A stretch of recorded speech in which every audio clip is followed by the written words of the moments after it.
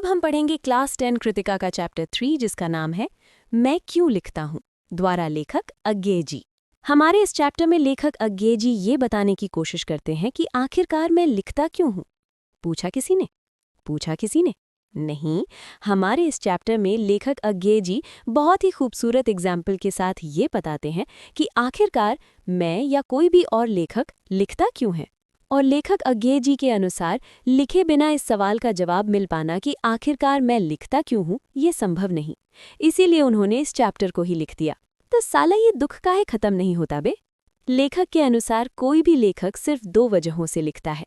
पहला, आंतरिक दबाव मतलब आत्मानुभूति की वजह से, या किसी एक्सटर्नल प्रेशर मतलब बाहरी दबाव की वजह से। और हमारे लेखक अज्ञेय जी के अनुसार हर एक लेखक के लिखने के पीछे सबसे बड़ी वजह होती है उसकी आत्मानुभूति मतलब आंतरिक दबाव। ये आंतरिक दबाव ही है जो उसे लिखने को मजबूर करता है। जिस तरह एक पेंटर को उसका आंतरिक दबाव तब तक चैन से रहने नहीं देता जब तक वो एक अच्छी पेंटिंग नहीं कर लेता, और जिस तरह एक साइंटिस्ट को तब तक चैन नहीं आता जब तक वो अपने सवाल का जवाब नहीं खोज लेता, ठीक उसी तरह एक लेखक को उसके अंदर की आत्मानुभूति या आंतरिक दबाव तब तक चैन से रहने नहीं देती जब तक वो लिख नहीं लेता। ये तो था आंतरिक दबाव जो अंदर से लेखक को लिखने को मजबूर करता है। लेकिन कुछ बाहरी दबाव भी होते हैं, जैसे संपादकों का आग्रह। संपादक मतलब होता है एडिटर्स, जो किसी भी किताब या न्यूज़पेपर में क्या लिखा जाएगा, कितनी फोटोज़ होंगी, कौन से कलर से लिखा जाएगा, ये सारी चीज़ें तय करते हैं। और जो कि संपादकों को अपनी किताबों में अच्छी कहानियाँ या अच्छे आर्टिकल्स चाहिए, इसीलिए वो समय समय पर लेखकों से लिखने का आग्रह भी करते रहते हैं। संपादकों के साथ साथ कई बार प्रकाशकों की मांग भी लिखने की बड़ी वजह होती है।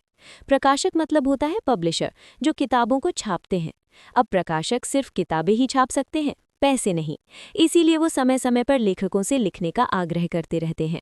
इसी तरह तीसरी वजह है आर्थिक आवश्यकता मतलब फाइनेंशियल नीड, जो दिल ना होते हुए भी लेखक को लिखने को मजबूर करती है। लेखक अज्ञेय जी कहते हैं, मुझे इन बाहरी दबाव से बहुत ही कम प्रभाव पड़ता है। मुझे तो मेरी भीतरी विवशता मतलब मेरी आत्मानुभूति ही लिखने को प्रेरित करती है। लेकिन हाँ, कुछ ऐसे भी आलसी जीव होते हैं जो बिना किसी बाहरी दबाव के लिख ही नहीं पाते।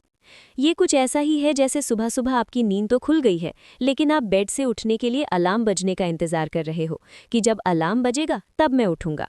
मतलब जब संपादक या प्रकाशक आग्रह करेंगे या पैसों की ज़रूरत होगी तब मैं लिखूंगा। अज्ञेय जी कहते हैं, मुझे इस अलार्म की ज़रूरत नहीं, मैं तो बिना संपादक या प्रकाशक के आग्रह के ही लिखते रहता हूँ। लेकिन हाँ, अगर सुबह मेरे उठने से पहले अलार्म बज भी जाए तो मुझे कोई भी परेशानी नहीं। मतलब अगर मेरे पास प्रकाशक या संपादकों का आग्रह भी आ जाता है तो मुझे कोई परेशानी नहीं। ये तो मुझे लिखने को और भी ज़्यादा प्रेरित करते हैं। तो अज्ञेय जी ने हमें लिखने के 2 कारण बताए। पहला, बाहरी दबाव, जिसमें हमने 3 चीज़ें पढ़ी। पहला, संपादकों का आग्रह, दूसरा, प्रकाशकों की मांग, और तीसरा, आर्थिक ज़रूरत। उसी तरह लेखक ने बताया कि लिखने की सबसे महत्वपूर्ण वजह है भीतरी व्यवस्था मतलब इंटरनल प्रेशर। और ये भीतरी व्यवस्था क्या होती है, इसे लेखक अपने द्वारा लिखी एक पोएम हिरोशिमा के उदाहरण से बड़े ही प्यार से समझाते हैं। वो बताते हैं, एक बार जब वो जापान गए तो वहाँ हिरोशिमा में उन्होंने देखा कि एक पत्थर बुरी तरीके से झुलसा हुआ है और उस पर एक व्यक्ति की लंबी और काली सी छाया हमेशा के लिए छप गई है। विज्ञान का विद्यार्थी होने के कारण उन्हें रेडिएशन के बारे में काफ़ी जानकारी थी।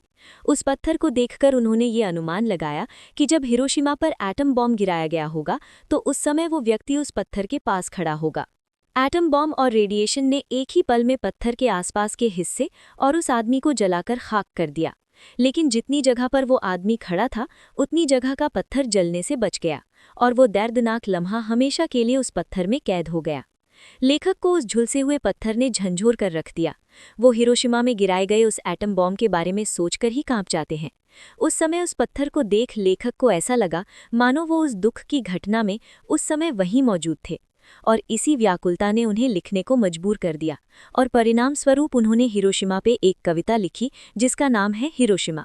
लेखक कहते हैं कि ये कविता चाहे जैसी भी हो मुझे फर्क नहीं पड़ता, क्योंकि ये कविता मेरे अनुभव से नहीं, मेरी अनुभूति से पैदा हुई है। और ये एक लाइन, ये कविता मेरे अनुभव से नहीं अनुभूति से पैदा हुई है, इस चैप्टर की सबसे इम्पोर्टेंट और सबसे डीप लाइन है।